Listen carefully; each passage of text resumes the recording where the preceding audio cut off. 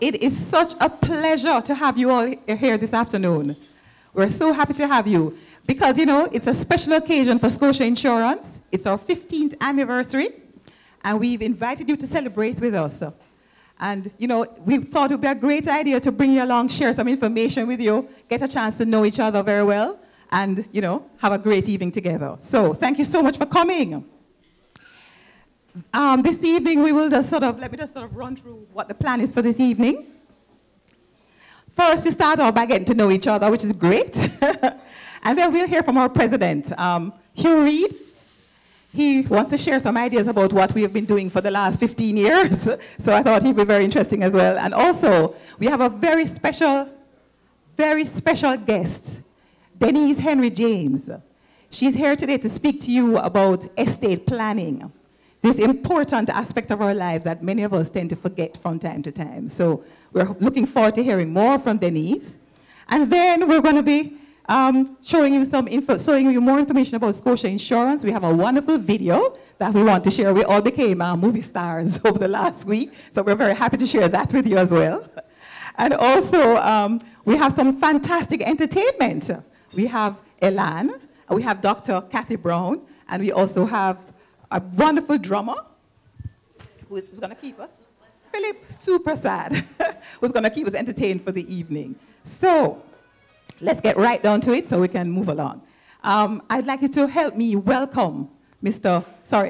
Hugh Reid, our president of Scotia Insurance. Thank you. Thank you, Lana. Good evening, ladies and gentlemen. Isn't the decor absolutely wonderful? Okay, and this was done specially with you in mind. My job is very simple, to take you through some of the history, some of the achievements of Scotia Insurance, and to share with you a part of the vision and the future for your insurance company. As you should all be aware, we are celebrating our 15th anniversary. What that simply means is that we have not yet attained the age of majority. But we would like to believe that we are, as they would say in Jamaica, bigger yard. And we have lots to be thankful for.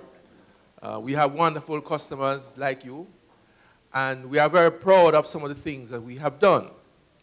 We have, in this very short period of 15 years, we have over 200,000 policyholders. We have assets which you have contributed to of in excess of 50 billion Jamaican dollars. So even if you divide by 100, that is still a lot of money. And we have a product called Scotia Mint. I suspect many of you here will be very familiar with that product. That product is a household name. I was speaking with someone recently, and I said to them, you know, are you a policyholder of Scotia Insurance in Jamaica? And they said no. They didn't even know that Scotia Bank was in the insurance business. And maybe I shouldn't say that because the regulator wouldn't like to hear that because insurance and banking do not mix. But then I went on to say to them, do you have a Scotia Mint policy? And they said yes. So Scotia Mint has achieved greater brand recognition than the parent. But like all good parents, we are very proud about that. And this particular product has made many Jamaicans achieve their goals and aspirations. I was indicating to Cliff when I was being interviewed that I went to, it happened to be my church, to speak about retirement planning. And at the end of it, I asked for questions. And there was no question. And one lady got up and said, you know, something was burning on her mind, and she had to share it about Scotia Mint. And then she went on to give us an unsolicited advertisement, which is, of course, the best advertisement you could get. So we're very proud about Scotia Mint, about what it has done to change and improve the lives of so many Jamaicans. But the achievements and the track record of Scotia Insurance is more than simply Scotia Mint. We would like to boast that since the Pension Act was changed, which allowed approved retirement schemes, and Scotia Insurance launched its first approved retirement scheme in 2009, Scotia Insurance has been the #1 market leader every year since 2009, 2010, 2011, 2012. And we have no intention of letting that one go. So we're very proud about this particular product, Scotia Bridge, because less than 10% of Jamaicans are invested in either an approved retirement scheme or a superannuation fund, which means that many of them are entering into retirement unprepared. And we would like to change that. But I would like to say that all of these achievements would not have been possible without you, our loyal customers. And we're very proud about the over 200,000 policyholders that we have. And we know that you know that your future is safe with us. And we would like to believe that we are going to be introducing to even more products in future. But I would also like to pay a special tribute during this particular section to our employees. I like to boast that Scotia Insurance, and this is not Scotia Bank now, Scotia Insurance has the best workforce in all of corporate Jamaica. We are known for our commitment, our dedication, and our healthy vibes at our workplace. And without our employees, without you, our customers, Scotia Insurance would not have been where it is today. But before I hand over, because you know I could go on and on, but it would be remiss of me not to speak about, well, before I speak about the future, let me, where is Denton Campbell? Denton Campbell is our manager for operations, so he is in charge of all the details behind the scenes, and he's one of our managers. You met Lana already, and Lorna Gordon-Elliott. Lorna is our compliance manager. She ensures that we dot all the I's and cross the T's so that the regulator doesn't come down too hard on us. We have some other managers, but they were unable to make it today. So what about the future? We are very optimistic about the future. One of the things that is a traditional wisdom is that if times are hard, insurance is even more needed. I mean, if times are good, you might be able to get away without insurance. But insurance is there to protect you against risk. And if times are hard, it simply means that there's more and more risk. And therefore, we are optimistic that whether the times are hard or whether the times are good, Scotia Insurance will be there to provide our customers with even more products. We have an exciting new product, which we will hopefully launch in January of next year. This product is going to meet a significant need which has been unmet before. And I don't know if any of the other companies, which I won't name, have sent any person. So I'm not going to give you too much detail, but look out for that particular product. And we would like to assure you that this function and many of the other functions that we're going to be having throughout the year, these functions are for us to listen to you, our customers, to get your feedback, and hopefully to meet all your dreams and expectations. So I'd like to welcome you to this function. I'm going to, with some degree of regret, hand the mic back over to Lana, and she will take you through the rest of the program. Thank you. Thank you, Mr. Reed. I'm Lana Forbes, the Director of Sales and Service, and I just want to say that, I do happen to be the luckiest manager in the world because I have the most fabulous sales team. There's nobody quite like them. And to that end, I'd like you to meet a few of them who are here today. Raquel Rowe over there, she's our Regional Sales Manager for South Central. Raquel? Yes.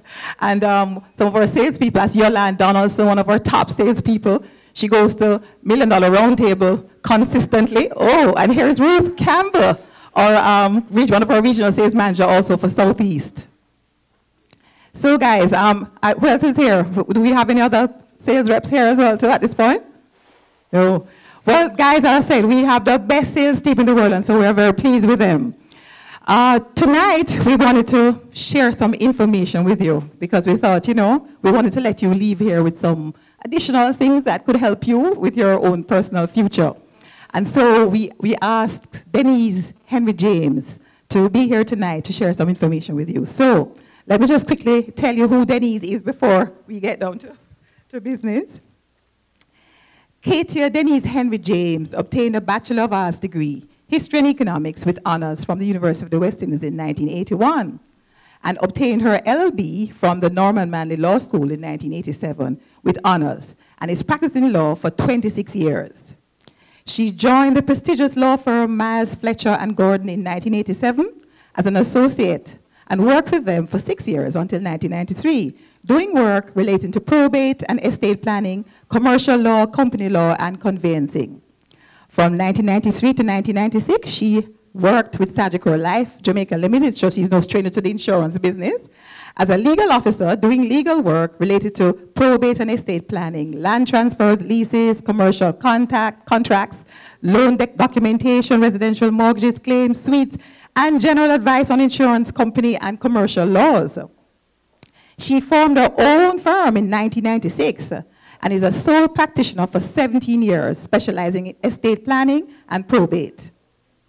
She's currently a part-time tutor at the Norman Manley Law School and has been tutoring final year law students in the law of succession for 20 years, and also marks exam papers for probate practice and procedure.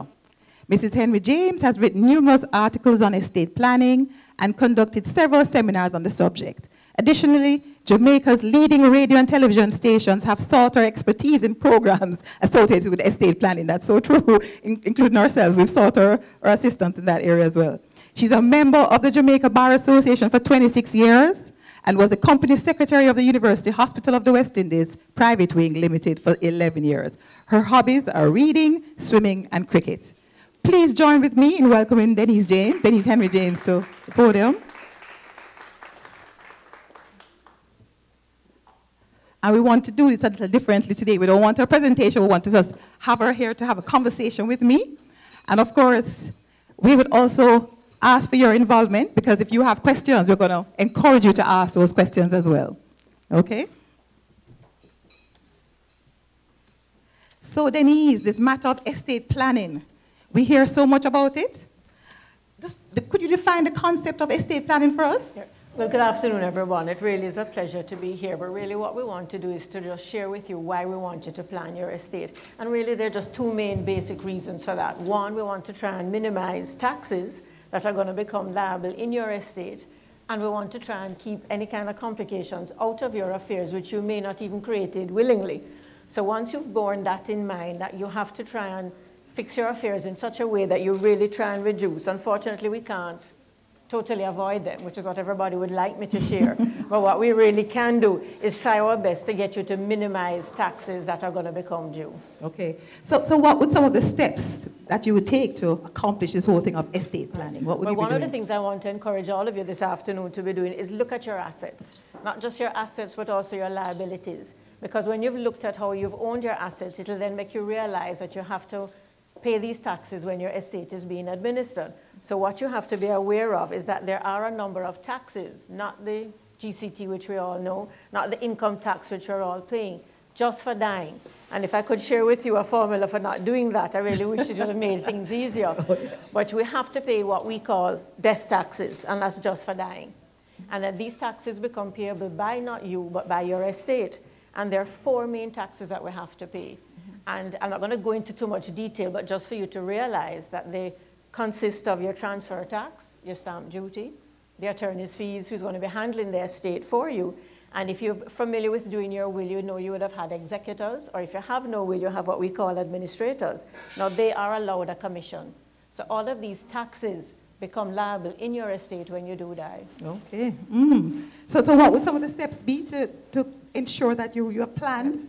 Well, one of the first things I want you to do in trying to minimize the taxes is to try and make sure you have a will. A lot of persons feel that if they come to me as the attorney, they're going to die when they walk out the door just because they came to me to do their will.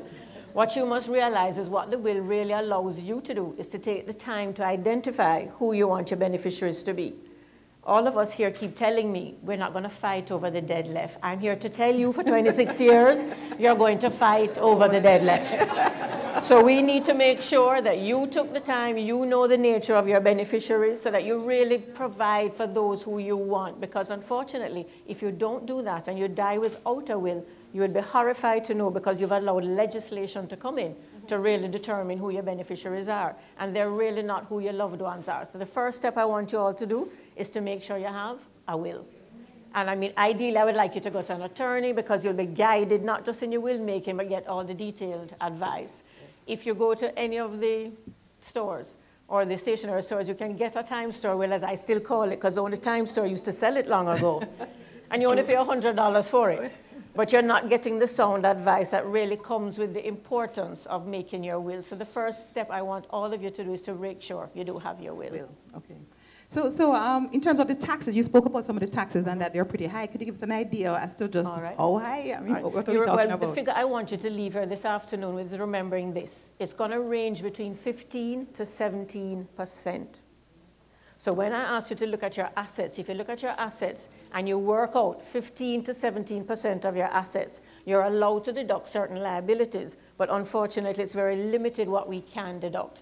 So you take your liabilities from your assets now in 2013, and if you multiply that by the 15 to 17%, that's what your death tax exposure is looking like. Oh boy. And how they broke it down is you pay transfer tax for any assets that you own. You need to do what? Transfer it to your loved ones. But they chose your most expensive ones. Your real estate, everybody. Yes. Your shares in your company, whether your own private company you had or whether you've invested on the stock exchange. Any shares that you have, real estate that you have, and debentures, you have to pay transfer tax. And that now is currently at 1.5%. But you have to pay interest, and the interest is 6%. So before you can transfer any land to your loved ones, any shares or debentures, we have to pay this tax to the government before it can be transferred. Oh boy. But you know, what are the consequences? Suppose you did not take heed and have a will. What would happen? What would some of the consequences be? If you didn't have a will, then you have died what we call in law intestate. And what happens is we have a legislation that deals with that. And the Intestates Act then applies to your estate. Under that legislation, they have identified who your beneficiaries are. Now, it starts out great with persons that ideally you may have wanted to provide for, your surviving spouse. And we've actually opened up the legislation to not just persons who are legally married. We actually recognize now common law unions, because that's really the fabric of the Jamaican society. But they have a restriction. You have to be a single man living with a single woman, and I'll pick on the gentleman, for a 5-year period just before you die. And the act actually said only one such union qualifies. Although we have many baby mothers, as they like to call us now, only one of us will qualify as a surviving spouse. Okay. So there is a restriction, and luckily, So it's not the attorney who has to decide that one. Yes. Yeah. So do you have any stories? I mean, I've heard several horror stories of what happened. Because one of the horrors that I experienced it when I was at my Scotia and Gordon, so it was very early in my career. And I remember the lady came in to me, and she came in and she says, you know, my husband has died, Mrs. James, and you know, you're going through a very traumatic time. Right. And then I said, well, did your husband have a will? And the answer I got was, no. So he had no will. I said, well, what are your assets? And she says, oh, just a home that we had, you know, we borrowed mortgage financing from NHT and all we have is our home. So I said, well, whose name is on the title? Hoping and praying that her name was on the title with him. She just says, yes, I think it's both of us. I said, well, do you know how you owned it? And you have two types of ownership, what we call joint tenants and tenants in common. So I was still praying for her now that it was joint tenants, because at least I could share with her that the property would be hers. Which she didn't come in with a copy of the title. When I got the title, and then she had her baby with her, and she says that the child was from the union, and it is a common law union. So I said, well, were you living together for the 5 years? Oh, yes, we were together for 9 years. At least I'm feeling good for her. When I got a copy of the title, however, on the title was not her name or her common law husband. It was in the name of the common law husband and his brother. Oh, dear. And it was the common law husband and his brother as joint tenants. Because what really happened is he couldn't qualify for the mortgage loan. He brought his brother in, asked him to join with him. He didn't understand that there was a difference in the type of ownership. His brother's name went on the title with him as joint tenants. So what was I telling the widow? The property automatically in law passed to the brother. At which point I know I was not on good legal grounds. So I invited the brother to come in and see me. And say, well, you know, your brother has died intestate. You know, he has his common law wife, and they have a child from the union.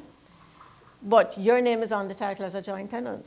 So really and truly, the property will pass to you. But you really know he had hoped it would have passed on to his common law wife and the child. He says, Mrs. James, she has 30 days to get out. Oh, no. Yeah. Boy. 30 days, and he was in a good legal position because he was telling me what really was the legal position, and that I was trying to play on the morals to hope. So it re-emphasizes again, you need to understand how you own your assets so that they pass to who you want it to go to. And more importantly, have a will, because if he had a will, he wouldn't have died intestate, and it would have passed to his surviving spouse, and she would have benefited at that point. Even in the case of a will, though, doesn't it take some time to actually probate the will? And well, the will takes, but your estates, unfortunately, are taking quite a while now to be administered. We used to take between 3 to 6 months to have your estate done. It's unfortunately taking us about 8 to 12 months now. So whether you die with a will, it is taking that. If you have no will, which is what the scenario I was sharing with you, it's taking us 2 to 4 years. So none of your loved ones will get any of your assets until we have had the estate administered, and it's taken that length of time before we can transfer it. But even if you get over the hurdle of the time frame, the taxes have to be paid. And that's where we come into this problem now, where we're going to pay it from, and they're to come from your assets. Oh, dear. And that is where we really have a bottleneck in trying to get the estates done. And if you don't have the funds available, it will be the property might have to be sold to cover the taxes. That's right. Oh boy, that could be a difficult situation. So, but you know, we have been involved as individuals. We have very many methods of saving. We have insurance policies, we have bank accounts, savings accounts, we have, in addition to the real estate. What would you say are some of the best practices in relation to these types of products, like a bank account? What should you do when you have a bank account? Just to what I want everybody to leave here with is remembering what? That 15 to 17%. So I want you to look at your assets, and you have mentioned some of them. But there are simple things you can do. For instance, in your bank accounts, do not have it in your name alone. Because if you're a sole owner, it's waiting for your estate to be done, the taxes to be paid, and then have it transferred to your loved ones. So I want you to try and have the majority of your assets jointly owned. So although I gave you the scenario of the real estate, I want you to do the same thing for your bank accounts. Now don't leave here saying, well, Mrs. James said, put on somebody's name on the bank account. You have to make that decision, because whoever's name you put on that bank account, guess what? The money is theirs when you die. So we can't force them to put it back into the estate to help us with these death taxes we're talking about. So you really want it to go to who you want it to pass to, but what you're creating is liquid cash to help in the estate. So I want joint bank accounts. And again, put them on, but don't give them any signing authority. So you're really putting them on for estate planning purposes. Same concept I want you to do for your real estate. Okay. The more real estate you own as joint tenants, it's the less taxes we're going to pay. Because remember that 15 to 17%, it will come down because it's not in your estate when you die. It passed to, like that example I shared with you, to the surviving joint tenant. Absolutely. And I want you to do the same thing for your shares. Don't have it in your name alone. I want it to be jointly owned with one person, two persons. The more persons that are on it is the less taxes that are going to be paid when you do die. What unfortunately is giving me the greatest challenge now, and you're probably not thinking of it, is your motor car. Think of it. You've left back your motor vehicle, but when you die, we can't transfer it because it's in your estate and it's taking a year or 2 to 4 years to get it transferred. So what we want you to do is have what? Somebody's name on the title for your motor vehicle. We can get your beneficiaries to have your car driven, we can have it insured, and we can have it licensed, but what we can't do is change out the ownership. But I need you to really look seriously at it, because what is now coming in is one of the death taxes, which is the stamp duty. We're going to be paying it based on the value of your motor vehicle, together with the value of your land and your shares. So look at your assets. Try to not end up with it being owned solely by you, because the more that you own jointly is the less taxes you're going to be paying when your estate is being done. You know, I have to mention insurance policies. Yes. We're the insurance company. The beauty of your insurance policies, remember you heard me talking about the 15 to 17%? You do not pay it on your life insurance policy. You had an option when you took out your life insurance policy. And we had what was called the Married Women's Property Act. So it was limiting to husband and wife. But if you named a beneficiary on your policy, then whoever you named on your policy, they would get the proceeds, and it is not in your estate. You're not paying any of that, 15 to 17% at all. And you've named the person, so you've already took time to say who you want the proceeds of the policy to go to. So it is a very fantastic asset. It is an asset that you don't pay the death taxes on, and you can determine who you give it to. Now, if you didn't name anybody, then you would have been told, you could have put on the word called estate. And literally what it is saying is your estate must be done, and then whatever your will said, that's who we give it to. If you've died intestate, it's who the law says we're going to give it to. But the minute you put estate, you have locked it into now your estate to attract not the transfer tax, but you will get the commission we pay to your personal representatives. The attorneys will get their fees on it, and you're going to pay stamp duty on it. So what my advice tonight is, have your life insurance policy, but have what? Named beneficiaries. And we have amended the Insurance Act, which has allowed you to name anybody on your policy, not just husband and wife and children, so you can put anybody on the policy. Absolutely.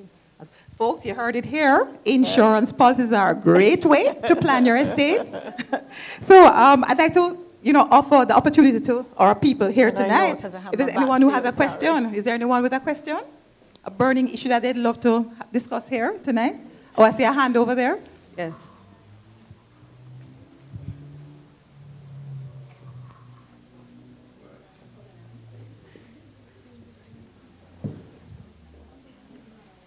Oh, it's not done? Oh. Yeah, good night.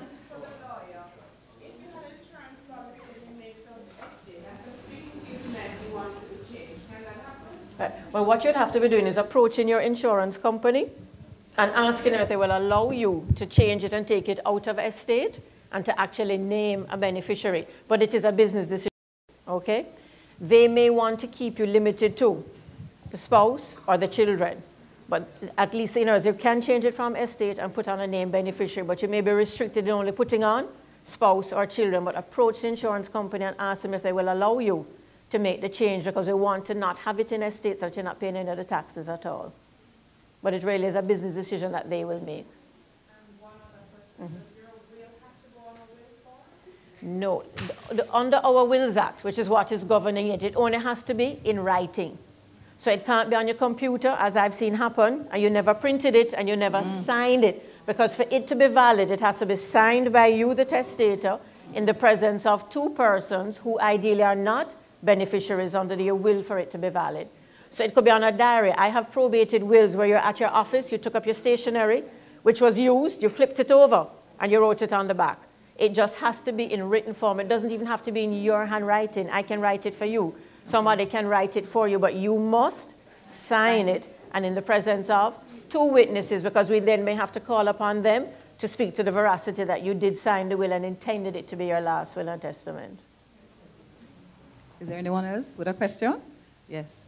The situation that you speak of, where the gentleman's property belongs to the brother, and it was in joint tenancy, would he able to pass any of that portion on to his wife if he No. had a will? No, because in other words, what would, remember I even started off by telling you with will making you could do it on your own, but the lawyer would have advised them that because of the type of ownership, he did not own it to give it away, because he owned it as a joint tenancy. But what we would have encouraged him to do was change out the ownership from joint tenants to tenants in common, so at least he ended up with a 1/2 share, have his will, and in his will he would have left his 1/2 to her. Because as it was structured, there was no way to pass it to his wife at all. Thank you. Is there anyone else? That's it? Oh, yes. What of trustees? Say you have children. I've heard it said that the best arrangement is to leave, say, 50% in your husband's name, 50% in the name of the children, and then a trustee. Is that a good way to go? Well, the whole reason why you want a trustee is if you have minors. So the minute you have minors, and that just means in law that your children are under 18, then you really want to appoint somebody to be trustee for them, because you don't want an 18-year-old to be inheriting all the assets because they're going to squander it. So you want to have what we call trustees and appointed to act on behalf of the minor. But you need to do that again. You can do it in your will as a testamentary appointment where you're appointing your trustees in your will.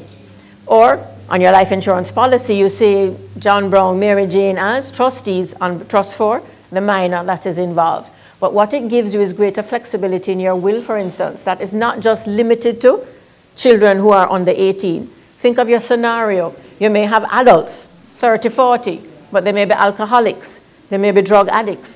They may be spendthrift, meaning if they got the money tomorrow, they would spend it and squander the asset. So in your will, even though they're over 18, you may still want to do what? Appoint trustees to take control of the asset and then give it to them when the will says. I mean, I'm doing wills where they're not getting it till they're all 50, so that you have trustees investing it better and have it there to maintain them until they get it outright as the will dictates. But you really appoint it under your testamentary document. Thank you. And how does the taxation scenario work out where in the instances of trustees? Right. If you have trustees, you mean under the will? Right. If you have trustees being appointed under the will, then the assets will be transferred to the trustee. So in that we're going to pay that 15 to 17% death taxes that we alluded to. You pay that, and then you put the trustee's name on your real estate. The trustee's name goes on the bank account, and that they're going to keep it there and administer the assets until the person becomes of age. So there's no more tax once you've got them on. It's only the death tax of the 15 to 17% that you're paying up front. Going back to the earlier scenario of the several baby mothers. Right. How legally do you decide who is at the front of the queue? All right. Well, luckily, Cliff, it's not the attorneys who determine it. Once you've died and you've left a common law spouse, meaning you've satisfied under the statute, then what happens is the common law spouse is supposed to produce a document which shows that they're the common law spouse, both for the husband or the wife. Now, if you're legally married, you're going to present the marriage certificate. And we present a certified copy of that which verifies it. For the common law unions, however, there is what they have to do is go and get a declaration from the Supreme Court declaring them to be the common law spouse. So the applicant declares that I am a single woman, he was a single man, we were living together for the statutory 5-year period. They have to get supporting affidavit evidence from some person who is familiar that they were living together as husband and wife for that 5-year period.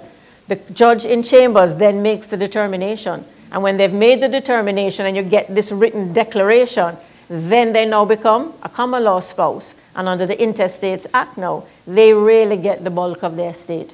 Because under the Intestates Act, the common law spouse gets all the personal chattels. And by chattels, they define it as your household contents, your jewelry, your motor vehicle, the money in the bank account. They get that outright.